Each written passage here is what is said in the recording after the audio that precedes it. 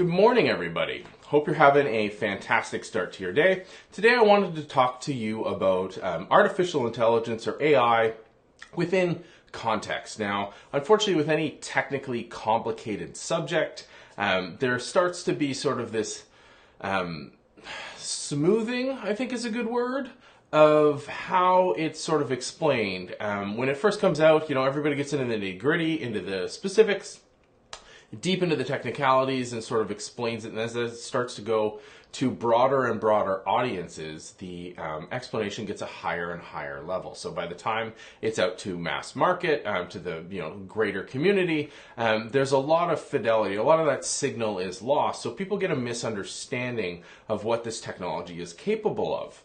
We see this all the time with scientific research. It's extremely frustrating. When you read these scientific papers, they're great at taking these steps forward. It's very rare that you'll see this massive, massive breakthrough. They do happen, unfortunately not as often as we want. But it's really hard to make that into an interesting story, and people jump to conclusions, or they put a whole bunch of assumptions around it as opposed to just reading the science.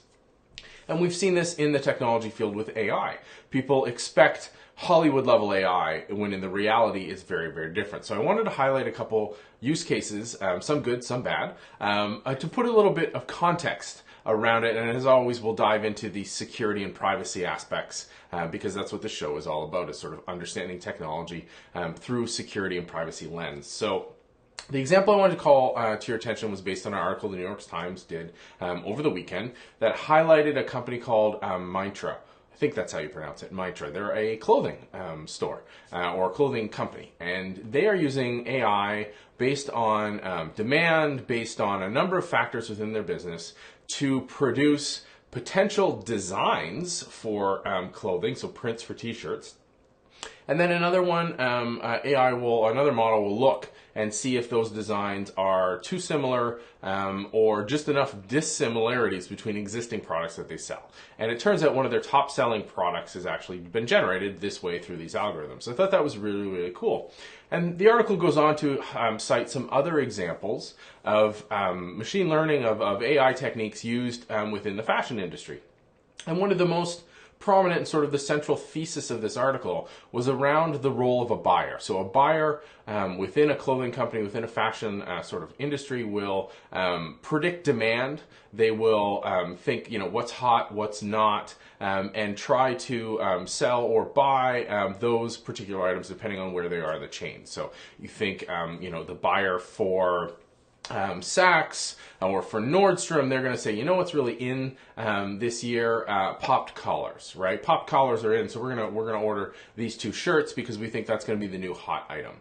I know I have zero fashion sense. I just figured the goofiest thing I could come up with. But what these companies, and in this example, New York Times cites this company called Stitch Fix. What they're using is modeling in order to predict demand, and I think that's a fantastic use case of these kinds of technologies, of AI techniques, because it's one where you can see significant wins. It's not pushing it too far. This is sort of right in the wheelhouse of where these techniques are extremely useful, because there's a ton of data about what people have bought, where they've bought it, what the volumes were as far as, blue shirts versus green shirts, long shirts versus shorter shirts. Like, there's a ton of volume data here where the system can use, because it's properly classified, to build out demand appropriately. And then what these companies have done is the buyer now has this data to evaluate and make a call based on their reading of the data, based on their understanding of some factors that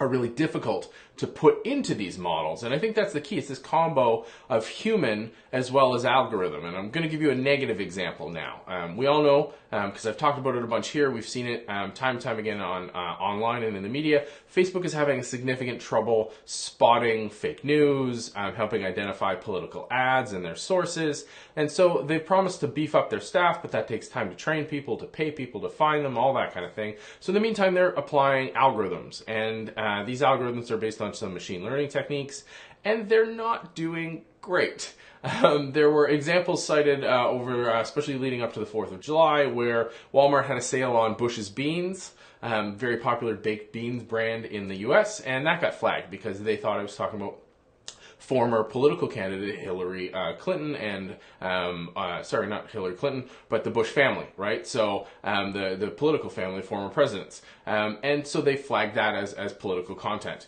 Another example was somebody had actually been pushing status updates that were the direct transcription of the Declaration of Independence. So in honor of the 4th, they were actually pushing out a copy of the Declaration, and that got flagged as political content. Well, yeah, it's political content, but it's also a historical document. Any human would have seen that and just gone, no, it's fine, don't worry about it. But the algorithm flagged it because it was basically dumb.